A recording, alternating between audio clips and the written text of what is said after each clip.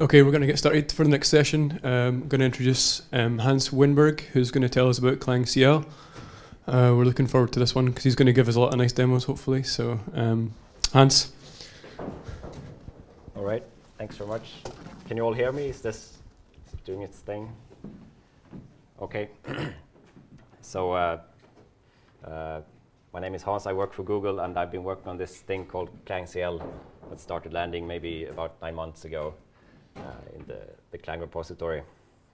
And so first of all, if you were hoping for some OpenCL related stuff, this is the wrong talk, right? This is a different CL.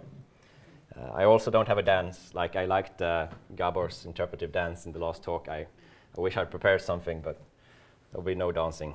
Sorry. So this is about the clangcl, which is a new driver mode for Clang, CL compatible driver mode. And I think this might be the first talk about driver stuff actually at the LVM conference. I think James might have had a BOF at some time, but this might be the first talk. I had a look at the books. I couldn't find any chapter about drivers in these books actually.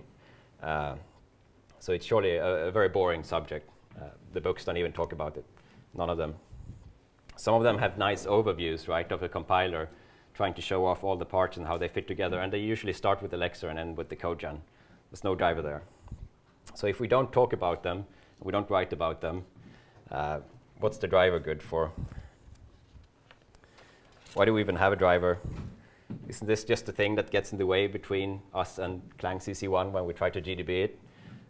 It seems it doesn't do much, it just takes the flags and passes it along, right? It would be tempting, maybe, reading those books to design a compiler in that way. We just read the code from standard input and generate the machine code at standard out, or maybe to a file if we want to be nice. But the user probably wouldn't be very happy. Anyone who's tried to compile something with CC1 directly knows that it usually doesn't work. It works for the small toy thing, right? And then it will start complaining about not finding your header files, stuff not working because you're not passing the right flags, and so on. So it seems this is probably a place for the driver, after all, despite the lack of talks and text and so on. So the driver seems to have a couple of different functions. It allows us to build real programs, right? Just using CC1 ourselves and trying to pass in the paths to all the headers and so on, it's not really cutting it. And also running the assembler and linker, all that stuff, would be a pain to do manually. So we'd probably end up writing a shell script around it, and then we'd basically have a driver. It's also a great compatibility layer. So when Clang was first designed, I'm sure it was very tempting to design a new great driver, make all the command line flags consistent and sensible and all that, maybe do something new. But instead, they chose to design it to be compatible with GCC. So that's compatibility, and that was probably a good choice in the end.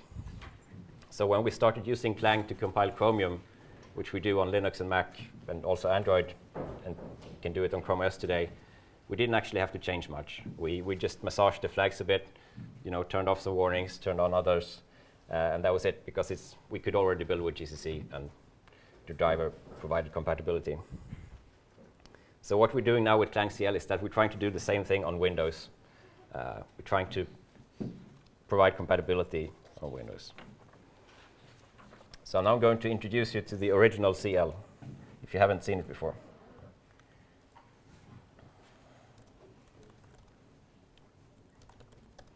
Can you read this? OK, so this is CL in action, compiling C++, and we can see here very clearly what's going on. This is the Microsoft C++ optimizing compiler. And it's acting very much like a driver. It's first running the compiler, and then it's running the linker. And it's very clear what's going on. I don't actually know what CL stands for. I assume it's command line, which is a good name for a command line tool. Compiler what? Compile and link. All right, that sounds good. Anyway, yeah, OK. So I will now introduce you to the new one, the clangcl. And the idea with this talk was to explain what clangcl is, how to use it, and how it works. This is the how to use it bit, I guess. I'm actually going to show how to install it. So this is the LLVM installer you'll get if you download it from the website. We have the 3.4 release, and we also try to provide like weekly or semi-weekly snapshots. And this is what it looks like if you haven't tried it before.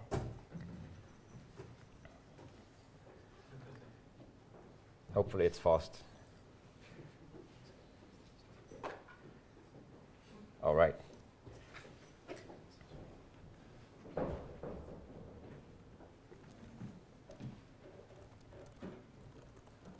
So this is clangcl doing the same thing. It's not very exciting, but it works. So the idea is we want clangcl to do exactly the same thing as CL does.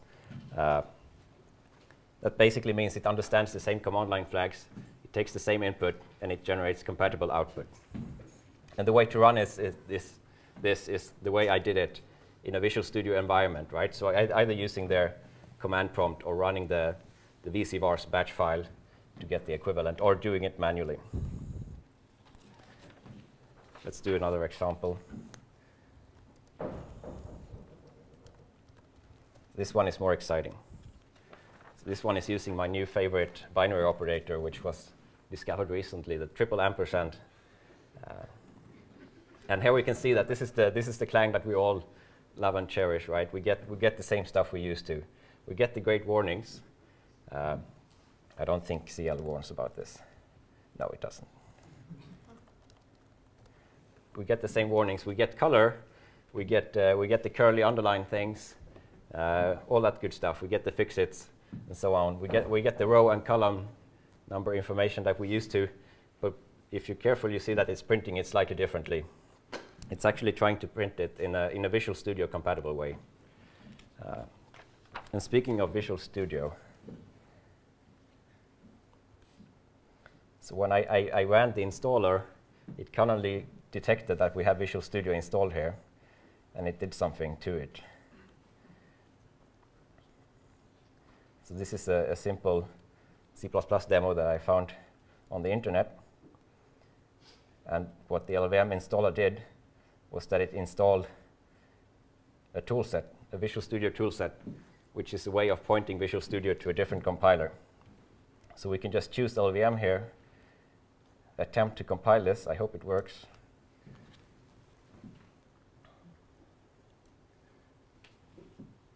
There's some noise, but you know, it's all good. Okay. How do I get back? Okay. And we can see here that this is actually Clang. It's emitting Clang warnings, right? Order if of initialization thing. And we can double click them, and it will take us to the source. So this is really Clang and Visual Studio working hand to hand in perfect harmony. We're getting the best of two worlds. This awesome Clang compiler and the Visual Studio IDE, which people seem to like.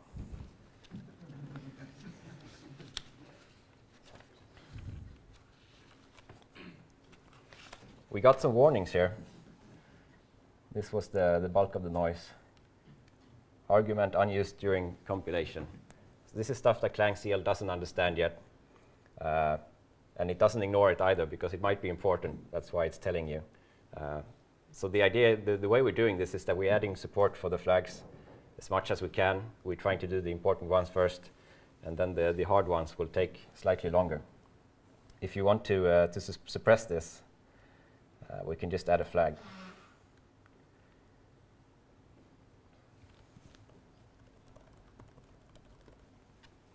And that should suppress it. Yay. We could, of course, use any other Clang flags we'd like. So that's the part about how to use it. How does this actually work?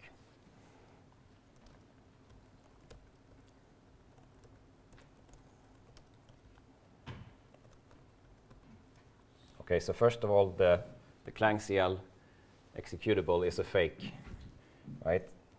The binary size is suspiciously similar to the other binaries, the Clang and the Clang++.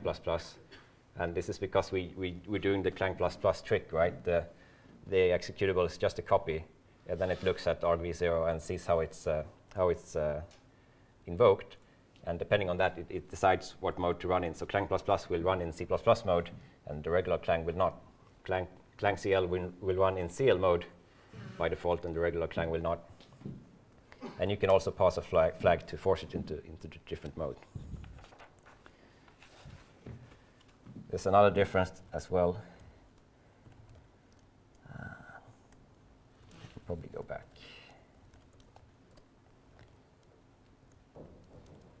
So the next thing after getting into this mode, clangcl will set a different triple.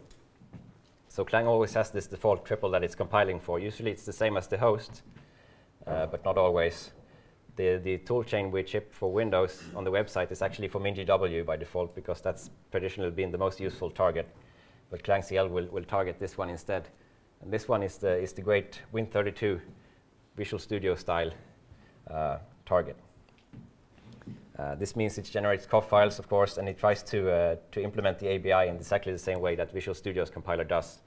And that's really where the magic happens. But there was already a talk about that in a previous conference, so I won't talk too much about it. OK, so after that point, it's mostly about the flags, actually.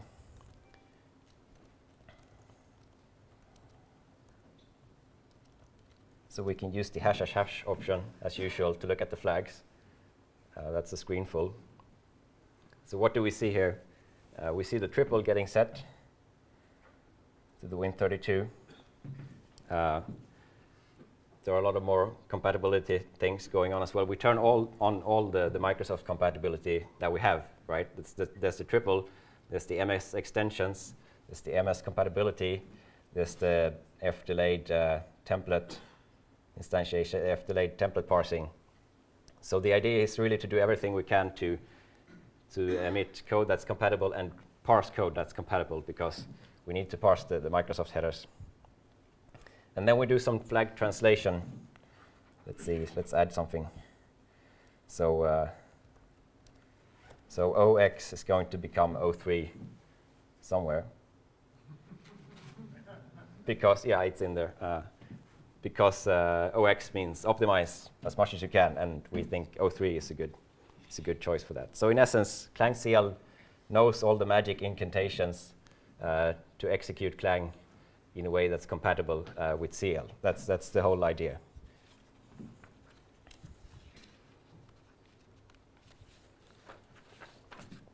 And this flag translation business, in good LLVM spirit, it's all table gen based, right? So it's really very simple. Most of these flags are just aliases for other flags. That's what it's doing. GR is becoming -f RTTI. Then we provide some nice help text as well. Not all of the flags work like this, but it's adding this compiler mode has been surprisingly non-intrusive. There's actually very little else we have to do. The only thing that's changed is sort of Clang's logic for input and output file names, or output mostly, because CL does that slightly differently than regular Clang. But it's not too bad. So besides the flags,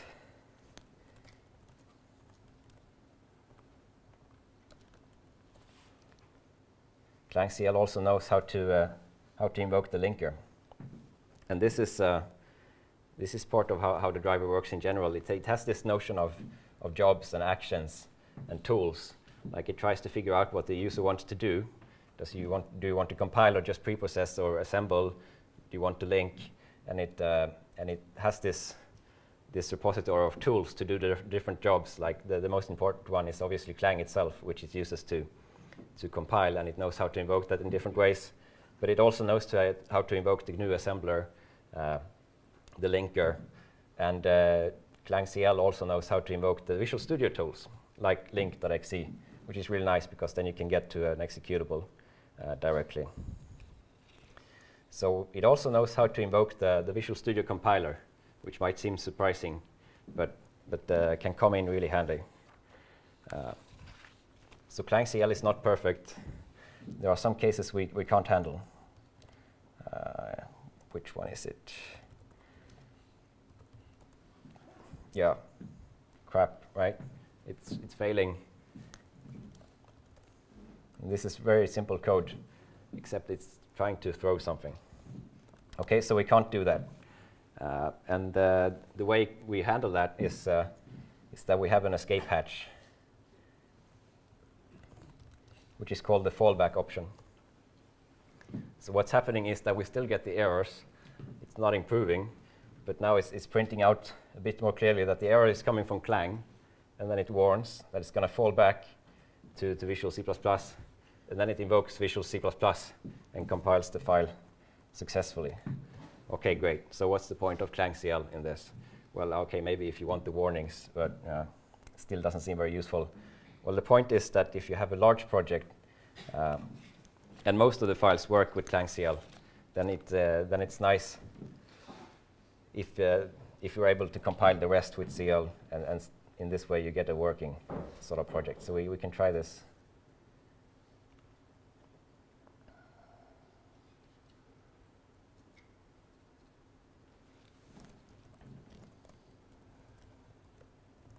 I don't know what this actually does, but no.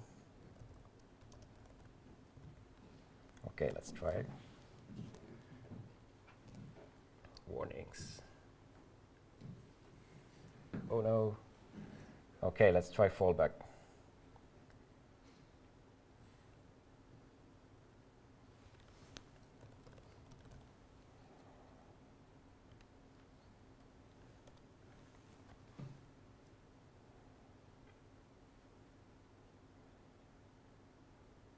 Yeah, it's working again. Okay, and this project had like 6 source files, and we had a problem with one of them, and by using fallback we could compile the 5 that we can handle, and the 6th we fall back to cl.exe. This is very nice, and this is similar to a thing that Clang did back in the day. We're bringing up C++ support. It actually knew how to fall back to GCC as well in the same way that we're doing now. And the idea is it currently falls back for everything. The idea is we'd only like to fall back for problems that are actually like Windows compatibility specific. So when we can't parse something, that's a Windows thing, or when we can't generate code for something, that's a Windows API thing. Currently, we fall back for everything, which isn't ideal. Okay, so can you use this to actually compile any large projects today?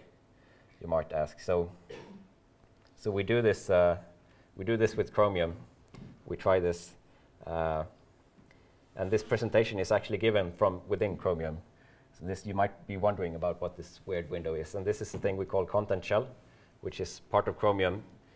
To build this, we need to build about 10,000 files, and this is like a small part that only does the web content stuff. So this it does rendering, it does JavaScript, it does all that stuff, but it doesn't have the fancy UI around it. And this is compiled with Clang on Windows using the fallback mechanism.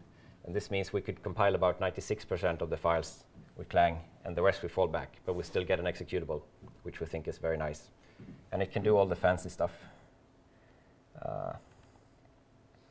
which is obviously important.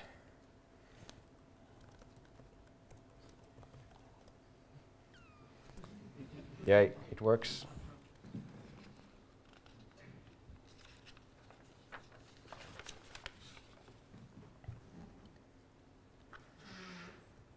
Okay, so the idea with the talk was to explain what this is, how it works, and how you use it. And in summary, the driver is a nice convenience and compatibility layer. clangcl is a cl.exe compile and link I learned today. Compatible driver mode for Clang. It understands the environment, the flags, and the tools, and knows the magic to invoke Clang the right way. And it integrates with Visual Studio. And we have this fallback option, which allows to bring up large projects. Oh, I also have a bonus flag I almost forgot. So we saw, I think I have some time. Yeah, I used the --# option before, which is, that was not in my table gen file. So that's considered a core Clang option, which works in all the driver modes. And there are others, like the dash warning flags also work in all compiler boards. And we have a special one that's more exciting that also works in all the modes. It's gonna be a bit noisy. Sorry about that. This one also works, which is exciting. That's sort of beside the topic of this talk, but clangcl also obviously knows how to run the address sanitizer on Windows, which is exciting. Okay. Sorry? What was the option? Dash F sanitize equals address. I think that's the new way of spelling dash F address sanitizer. Chandler has a comment. No, I actually have a question. Uh-huh. So what is that backtrace? What it is? I'm guessing Maybe a planted question, but sorry? So what's in that backtrace? I don't really know. I did this morning. I mean, I guess these are some runtime startup things, and then this is my program, right? Main, and then calling some option F, and I have a. So how did you get a line number in the backtrace? We do a little bit of debug info. Tell me more. We do the what's it called? Source view, code view. Code view. Code view, yeah.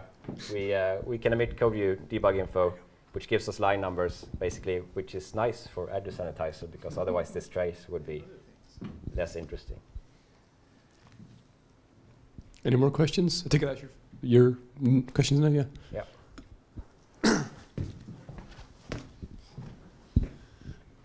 Does the address sanitizer still work if you fall back on some of the source files?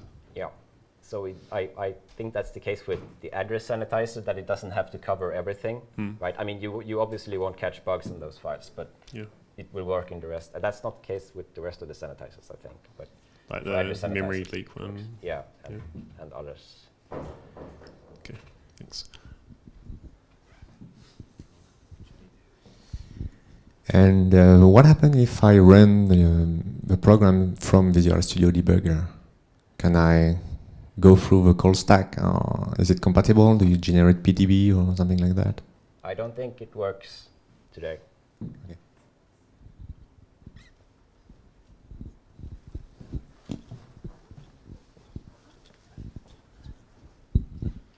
Have you tried integrating it with CMake and Ninja on Windows? So that's the way we build Chromium, not with CMake, but with Ninja. With clangcl? Yeah. Okay. We use our regular CL build, which is also Ninja on Windows, and we just swap out the executable and massage the flags a little bit.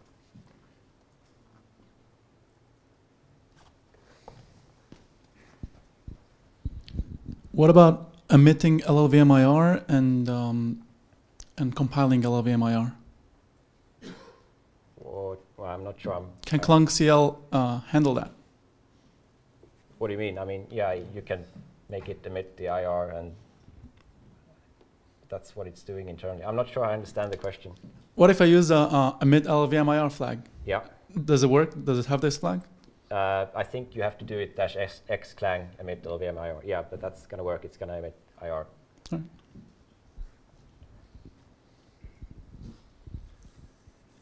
There was one in the back over there. Bad guy first. Okay. How does the performance of the generated code compare with the standard Visual Studio CL? That's a good question. So we haven't worked on performance, and we haven't measured carefully. We've measured a little bit, basically by running Chromium and running some web benchmarks, and it seems to be on par with CL. Though I think we built Chromium with CL on with slightly different flags, so it's not an apples-to-apples comparison, but we seem to be on par with CL. But you know, I mean, this will take some more careful benchmarking, but I guess that's coming later. Are there any plans for PDB support that would make the Visual Studio Debugger work? I'm not sure we know what the exact plan is, actually, but I'm sorry, you're not sure what the exact plan is, but I mean, we want debugging to work, so we're gonna make it work somehow.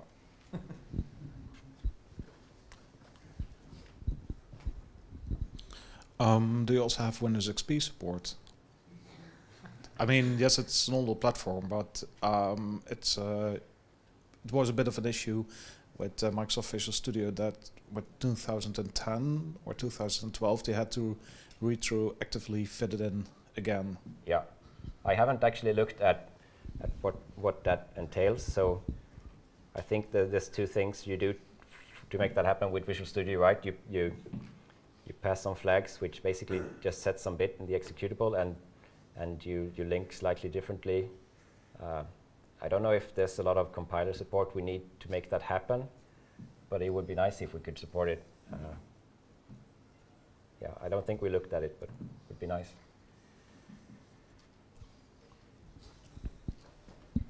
Right, so I've just tried your download and compile of LLVM using clangcl, and I've got a couple of errors. And so one would hope that these are going to get fixed sometime in the near future. Yeah. So we have a bootstrap build of Clang and LLVM working, right? It's my colleague who's building it. I'm not sure exactly. I mean, I'm sure you have to hold it in a specific way to make this work, right? But it should work. Still, I'm very impressed. Thank you. Cool. Nice to hear. Any more? We still have around 15 minutes.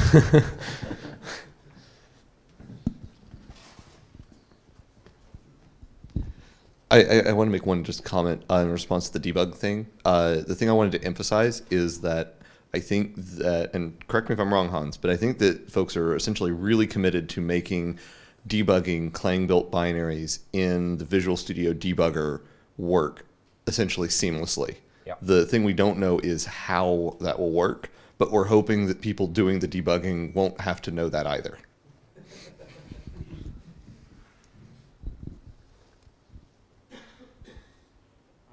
it 32-bit only, or by the you're running on a 64-bit operational system? Hello? I'll repeat the question. So the question was, is this 32-bit only? Because he's noticing that I'm running in a 32-bit environment. No, it can do both. And it cross-compiles, right? So you can pass -M32 or M64. But we really focused the ABI work on 32 bits at first. So yeah, we don't know how well the 64-bit work is. But yeah, we want to do that as well. But 32-bit is further along. Yeah, so what about the limitation? For example, I forgot his name, says you can't build the Clang or LLVM on Windows. What kind of things are not supported so far in clangcl? So the one I used in my example was exceptions. I couldn't throw this thing, and basically because we don't support RTTI. So it's stuff like that. RTTI is one, exceptions, the hard things. I'm sure this we'll find out about more, but. What about more Windows things like WALI or COM programming? Or I think that should work. I don't think. structured exception handling? We don't have that. No. But I think like Clang has supported lots of the like language extensions with -fms extensions for a long time. So the stuff that doesn't require difficult ABI work should probably already work. But yeah, there are hard things that don't work yet. With reference to like the debugging aspect in Visual Studio, I just wanted to say that I'm an LLDB nut. And if anyone in here is interested in LLDB on Windows, including Visual Studio integration, come speak to me later, because might be something that I'm interested in. What's your name? Yeah, I'm Colin. Hi.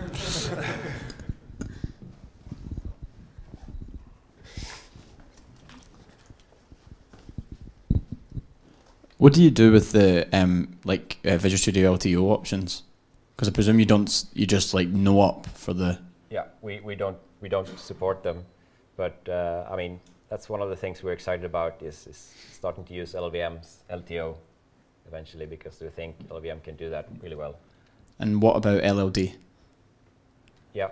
To replace Link. I mean, is there? What I mean is there like a drive to do that as well, so that you have? Okay. Yep. That's good. Yep. And we like to use that for LTO, obviously. Which versions of Visual Studio have you got this working on? 2010 and forward.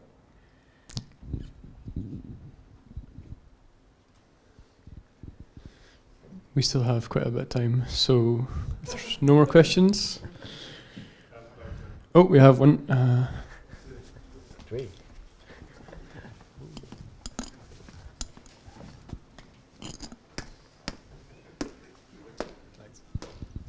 How about ARM support for Windows RT?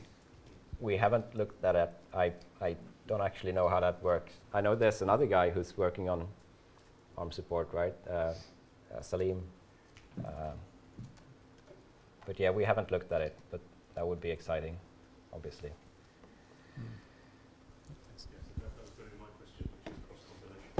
Right, for ARM, yeah, I don't know, but there seem to be people interested in the community, so. To console targets, so we've done a lot of work with Visual Studio integration as well with with LLVM. Yeah.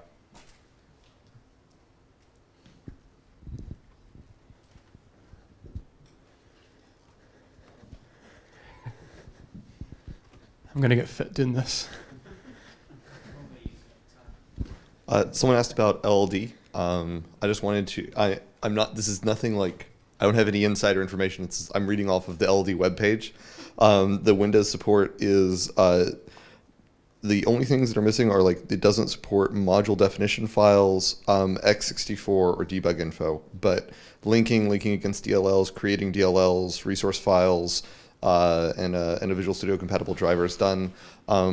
I do know from talking to the guy who's working on LLD that I think there are a couple of bugs that he's still trying to wrangle out before we start like including it in the installer. But it's actually pretty far along.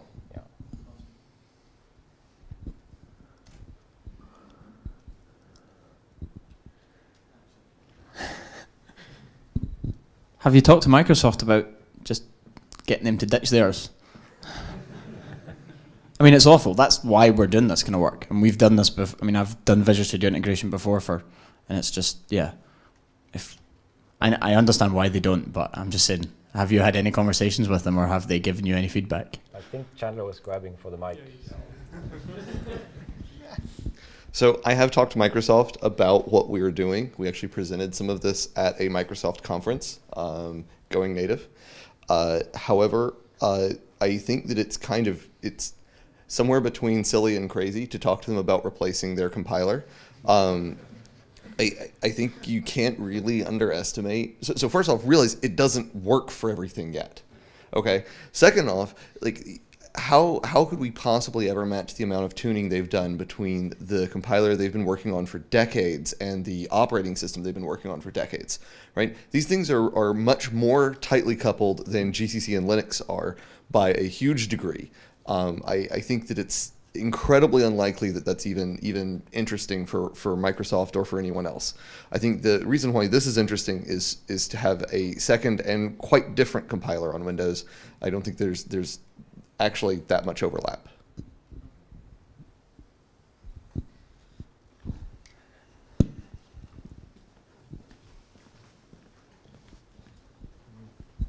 What about scan build and the likes? I haven't tried it. So both Scambuild and the Clang tooling and so on, haven't really had time to look at those yet. But that would be very exciting to get working on Windows as well, I think.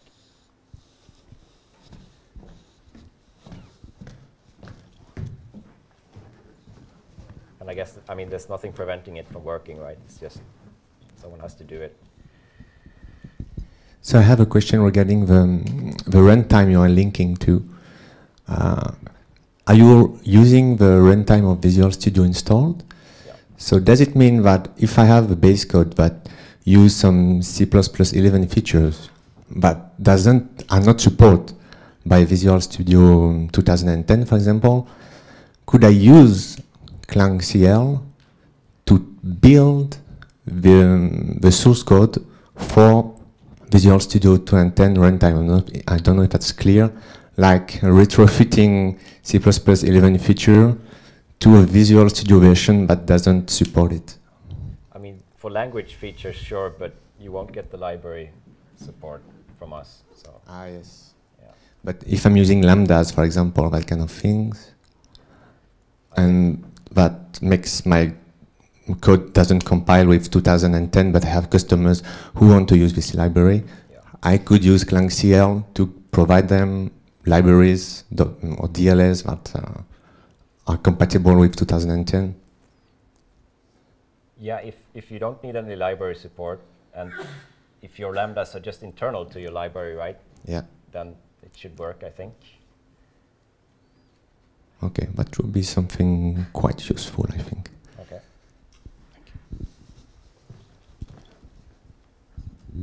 I just wanted to say that kind of work, yeah, it sounds really interesting, but I suspect it would be very easy to let a C++ 11 feature leak into your interface if you weren't really careful. Right. And you build your library and then try to build it with the 2010 compiler, and it just says, I don't know what this is.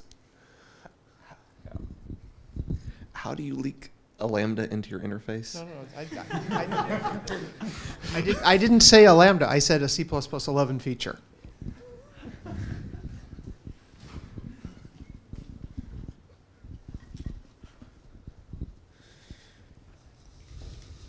We've got 2 more minutes, so if there's anything else. Or we can just thank the speaker. I think he's done a great job. Thanks, Hans. Thank you.